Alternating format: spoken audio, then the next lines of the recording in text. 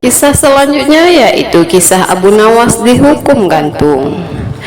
Cita-cita atau obsesi menghukum Abu Nawas sebenarnya masih bergolak. Namun Baginda merasa kehabisan akal untuk menjebak Abu Nawas.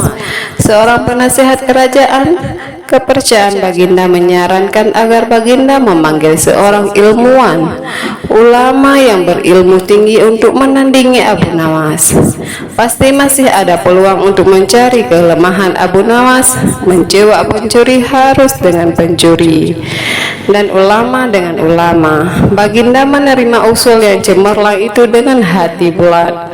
Setelah ulama yang berilmu tinggi berhasil ditemukan, Baginda Raja menanyakan cara terbaik menjerat Abu Nawas. Ulama itu memberitahu cara-cara yang paling jitu kepada Baginda Raja. Apalagi ulama itu menegaskan bahwa ramalan Abu Nawas tentang takdir kematian Baginda Raja sama sekali tidak mempunyai dasar yang kuat. Tiada seorang pun manusia yang tahu kapan dan di bumi mana ia akan mati, apalagi tentang ajal orang tersebut. Ulama andalan Baginda Raja mulai mengadakan persiapan seperlunya untuk memberikan pukulan fatal bagi Abu Nawas. Siasat pun dijalankan sesuai rencana. Abu Nawas terjerembab ke pangkuan siasat sang ulama. Abu Nawas melakukan kesalahan yang bisa menghantarkannya ke tiang gantungan atau hukuman pancung. Benarlah peribahasa yang berbunyi sepandai-pandai tupai melompat pasti suatu saat akan terpeleset. Kini Abu Nawas benar-benar mati kutu. Sebentar lagi ia akan dihukum mati karena jebakan sang ilmuwan ulama. Banyak orang yang merasa simpati atas nasib Abu Nawas, terutama orang-orang miskin dan tertindas yang pernah ditolongnya. Namun derai air mata para pencinta dan pengagum Abu Nawas tak mampu menghentikan hukuman gantung yang akan dijatuhkan. Baginda Raja Harun al-Rasyid benar-benar menikmati kemenangannya. Belum pernah Baginda terlihat seriang sekarang. Keyakinan orang banyak bertambah mantap. Hanya satu orang yang tetap tidak yakin bahwa hidup Abu Nawas akan berakhir setragis itu, yaitu istri Abu Nawas. Bukankah Allah Azza wa Jalla ia lebih dekat daripada urat leher? Tidak ada yang tidak mungkin bagi Allah yang maha gagah. Dan kematian adalah mutlak urusannya. Semakin dekat hukuman mati bagi Abu Nawas, orang banyak semakin resah. Tetapi bagi Abu Nawas malah sebaliknya. Semakin dekat hukuman bagi dirinya, semakin tenang hatinya. Bahkan Abu Nawas nampak setenang air danau di pagi hari.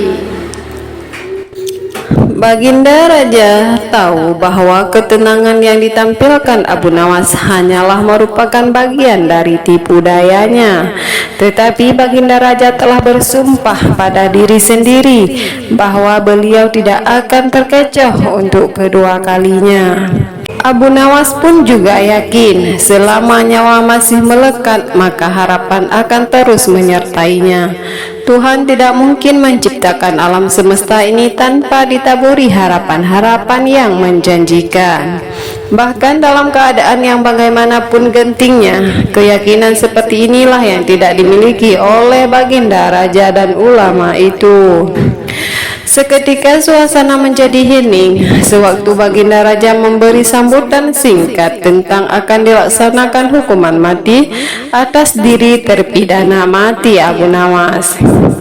Kemudian tanpa memperpanjang waktu lagi, Baginda Raja menanyakan permintaan terakhir Abu Nawas. Dan pertanyaan inilah yang paling dinanti-nantikan oleh Abu Nawas. Adakah permintaan yang terakhir? Tanya sang Baginda. Ada paduka yang mulia, jawab Abu Nawas singkat. Sebutkan, kata Baginda. Sudilah kiranya hamba diperkenankan memilih hukuman mati yang hamba anggap cocok, wahai Baginda yang mulia, pinta Abu Nawas. Baiklah, kata Baginda menyetujui permintaan Abu Nawas. Paduka yang mulia, yang hamba pinta adalah bila pilihan hamba benar, hamba bersedia dihukum mati. Tetapi jika pilihan hamba dianggap salah, maka hamba dihukum pancung saja, kata Abu Nawas memohon. Engkau memang orang yang aneh. Dalam saat-saat yang amat genting pun engkau masih sempat bersenda gurau.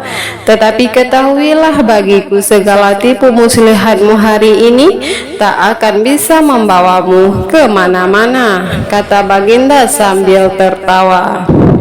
Hamba tidak bersenda gurau, Paduka yang mulia, kata Abu Nawas bersungguh-sungguh.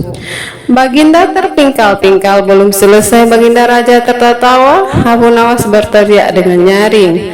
Hamba minta dihukum gantung, teriak Abu Nawas. Semua yang hadir kaget. Orang banyak belum mengerti mengapa Abu Nawas membuat keputusan begitu. Tetapi kecerdasan otak Baginda Raja menangkap sesuatu yang lain, sehingga tawa Baginda yang semula berderai-derai mendadak terhenti. Kening Baginda berkenyit mendengar ucapan Abu Nawas. Baginda Raja tidak berani menarik kata-katanya karena disaksikan oleh ribuan rakyatnya.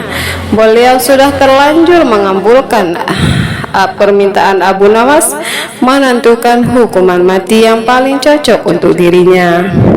Kini kesempatan Abu Nawas membela diri. Baginda yang mulia, hamba tadi mengatakan bahwa hamba akan dihukum gantung. Kalau pilihan hamba benar, maka hamba dihukum gantung. Tetapi di manakah letak kesalahan pilihan hamba sehingga hamba harus dihukum pancung? Padahal hamba telah memilih hukuman gantung, kata Abu Nawas memaksa Baginda Raja dan ulama itu tercengang.